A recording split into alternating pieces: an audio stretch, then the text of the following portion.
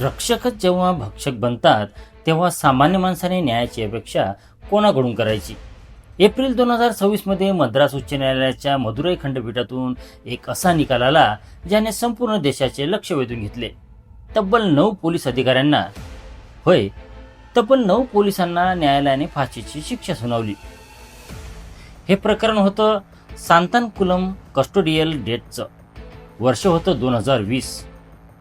संपूर्ण जग कोरोना महामारीच्या भीतीने घरात बंद होतं.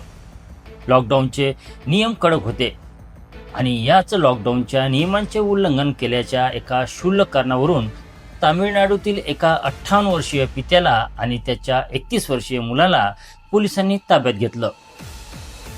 त्यानंतर पोलीस कोठडीत त्यांच्यासोबत जे काही घडलं ते ऐकून आज 6 वर्षानंतरही न्यायालयाच्या न्यायाधीशांनी नमूद केले की हे वाचून काळजाचा ठोका चुकतो. आजच्या या व्हिडिओमध्ये आपण सांतानकुलम प्रकरणाची ती काळ रात्र, 6 वर्षाचा कायदेशीर लढा आणि आता आलेल्या ऐतिहासिक निकालाची संपूर्ण इन्साइड स्टोरी जाणून घेणार आहोत. व्हिडिओ शेवटपर्यंत नक्की पहा. गोष्ट सुरू होते 19 जून 2020 रोजी. तामिळनाडूच्या तुतीकोरीन जिल्ह्यातील सांतानकुलम नावाचं एक छोटंसं शहर. पी जयराज यांचं लाकडाचं दुकान होतं आणि त्यांचा मुलगा जे बेनिक्स यांचं एपीजे मोबाईल नावाचं एक छोटंसं दुकान होतं. संध्याकाळची वेळ होती. लॉकडाऊनमुळे दुकाने लवकर बंद करण्याचे आदेश होते. पोलिसांच्या म्हणण्यानुसार जयराज यांनी वेळेपेक्षा जास्त काळ दुकान उघडं ठेवलं होतं. जेव्हा सांतानकुलम पोलीस पेट्रोलिंगसाठी आले तेव्हा त्यांनी जयराज यांच्याशी वाद घातला आणि त्यांना उचलून पोलीस स्टेशनला नेलं. जेव्हा बेनिक्सला समजलं की आपल्या वडिलांना पोलिसांनी नेलंय तेव्हा तो धावत पोलीस स्टेशनला गेला. त्याने विचारणा केली पण तिथे आधीच संतापलेल्या पोलिसांनी बेनिक्सलाही आत खेचलं आणि येथून सुरू झाला एक असा अमानुष खेळ ज्याने माणुसकीला काळीमिळा फासली. सीबीआयने नंतर दाखल केलेल्या चार्जशीटनुसार दुकानाच्या वेळेचं कोणतंही मोठं उल्लंघन तिथे झालं नव्हतं, पण पोलिसांचा अहंकार दुखावला गेला होता.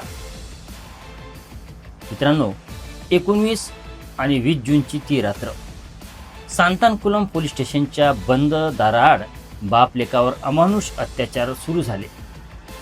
इन्स्पेक्टर एस श्रीधर यांच्या चिथावणीवरून इतर पोलीस कर्मचाऱ्यांनी जयराज आणि बेनिक्स यांना निर्वस्त्र करून लाठ्यांनी बेदम मारहाण केली. मारहाण इतकी भयंकर होती की स्टेशनच्या भिंतीवर आणि लाठ्यांवर रक्ताचे डाग उडाले होते. दुसऱ्या दिवशी गंभीर जखमी अवस्थेत आणि सतत रक्तस्राव होत असतानाही त्यांना कोविलपट्टीच्या सरकारी रुग्णालयात नेण्यात आलं. पण पोलिसांच्या दबावाखाली डॉक्टरांनी त्यांना फिट असल्याचं खोटं प्रमाणपत्र दिलं. त्यानंतर त्यांना मॅजिस्ट्रेट समोर उभं करून कोविलपट्टी सब जेलमध्ये पाठवण्यात आलं. जेलमध्ये असताना त्यांच्या जखमा चिघळल्या आणि अखेर 22 जून 2020 रोजी 31 वर्षीय बेनिक्सने आणि 23 जून या दिवशी 28 वर्षीय जयराज यांनी उपचारादरम्यान प्राण सोडले. एका क्षुल्लक कारणासाठी 2 निष्पाप जीव व्यवस्थेचे बळी ठरले. जेव्हा ही बातमी समोर आली तेव्हा केवळ तामिळनाडूच नाही तर संपूर्ण देशात संतापाची लाट उसळली. अमेरिकेतील जॉर्ज फ्लॉइड प्रकरणासारखीच या प्रकरणाची तुलना होऊ लागली. सोशल मीडियावर justice for Jayaraj and Bennix trend होऊ लागला. सुरुवातीला स्थानिक पोलिसांनी पुरावे नष्ट करण्याचा आणि या मृत्यूला आजारी असल्याने मृत्यू असा रंग देण्याचा प्रयत्न केला. पण लोकांचा रोष पाहता मद्रास उच्च न्यायालयाने स्वतःहून सुमोटो या प्रकरणाची दखल घेतली आणि प्रकरण सीबीआयकडे सोपवण्यात आलं. सीबीआयच्या तपासात जे समोर आलं ते अत्यंत भयानक होतं. पोस्टमॉर्टम रिपोर्टनुसार बेनिक्सच्या शरीरावर 13 तर जयराज यांच्या शरीरावर 17 गंभीर जखमा होत्या. पोलिसांच्या लाठ्यांवर आणि कपड्यांवर सापडलेलं रक्त दोघांच्या डीएनएशी जुळलं. सीबीआयने स्पष्ट केलं की ही मृत्यूची घटना नसून एक सुनियोजित हत्या आहे.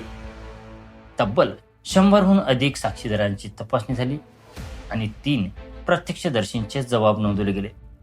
या पुराव्यांच्या आधारावर 9 पोलिसांवर खुनाचा आणि पुरावे नष्ट करण्याचा गुन्हा दाखल करण्यात आलाय.